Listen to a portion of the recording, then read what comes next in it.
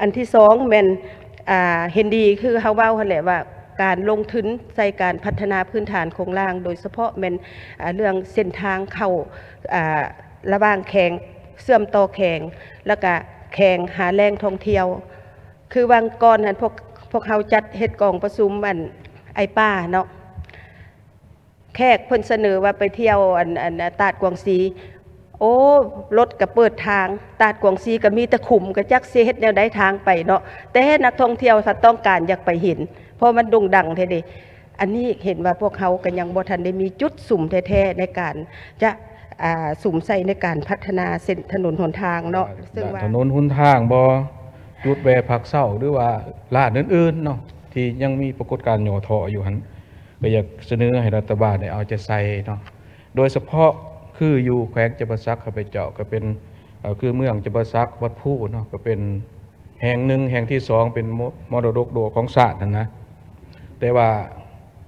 เห็นว่าอยู่ในจุดดังกล่าวนั้น5 ปีหรือว่า6 ปีผ่านมานี้นักท่องเที่ยวบ่อยากไปก็คือเรื่องความแออัดเวลาเปิดกิจการหรือว่าปีท่องเที่ยวหรือว่าเฮ็ดกระบวนการหรือว่าเสริมฉลองวัดผู้นะเส้นทางมีเส้นเดียวเข้าออกก็เส้นเดียวแออัดแต่นักท่องเที่ยวสิไปด้วยใส่รถเมล์รถทัวร์นี่ไม่ไปบ่หลายแหละยามนั้นทางมันแออัดแต่ผู้ไปท่องเที่ยวใส่รถกระบะนี่บางเทื่อก็ไปถ่ายอยู่4-5 ชั่วโมงบางคนก็ได้กลับไปบ่ฮอดวัดผู้อันนี้ก็เป็นมหาหนึ่งที่หย่อท่ออยู่ในการท่องเที่ยววัดผู้จำปาสักมรดกโลกของพวกเฮานี่ผ่านมาแต่องค์การปกครองแขวงพวกเฮาก็ได้ลงทุนอยู่เฮ็ดทางตัดไปตั้งแต่ว่ายูเนสโกเพิ่นบ่ให้เฮ็ดเนาะแต่ว่าหากฟื้นเฮ็ดเพิ่นว่าก็จะถอนมรดกโลกจำปาสักนี่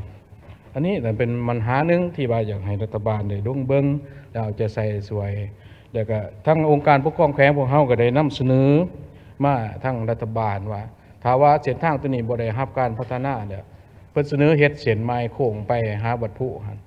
ก็5 ปีแล้วแต่ว่าบ่ได้รับการพิจารณาจักเทื่ออันนี้ก็เป็นปัญหาหนึ่งที่ว่าบ่สามารถดึงดูดนักท่องเที่ยวเข้ามาเที่ยวมรดกโลกวัดผู้จำปาสักของพวกเฮาได้อย่างเต็มที่เนาะว่าเรื่องเส้นทางเขาถึงแหล่งท่องเที่ยวต่างๆอันนี้ก็มื้อวานนี้ทั้งเบื้องรัฐมนตรีกระทรวงโยธาธิการและขนส่งก็คือสิได้รายงานเกี่ยวกับสภาพความยุ่งยากในการปรับปรุงหรือว่าในการสร้างเส้นทางต่างๆซึ่งอันนี้มันก็มีส่วนพัวพันกันเนาะเส้นทางเขาแหล่งท่องเที่ยวอันนี้มันก็ต้องเรียกร้องถึงงบประมาณเพื่อว่าจะซูมใส่พัฒนาและพร้อมกันนั้นก็มีสสบางทานก็ได้จอจีมว่าบุรีมัสยิดแหล่งท่องเที่ยวบุรีมัสยิดนี่แม่นตัวใดซึ่งอันนี้ก็อยากรายงานให้บรรดาทานได้ทราบว่าบุรีมัสยิดนี่หมายถึงแหล่งท่องเที่ยวที่ว่าได้รับการนิยมชมชอบและฉะนั้นพวกเราจะได้ซุ้มใส่ตัวนี้ก่อนและสำหรับแหล่งท่องเที่ยวอื่นๆพวกเราก็จะได้สืบต่อคนครัวเพื่อตอบสนองให้เนาะพวกเฮาสิตัวอย่างคือ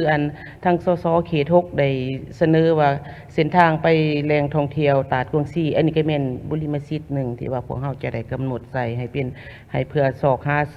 แหล่งทุนเพื่อมาพัฒนาหั่นเนาะและบัดนี้เส้นทางคือทั้งหลายท่านได้เสนอ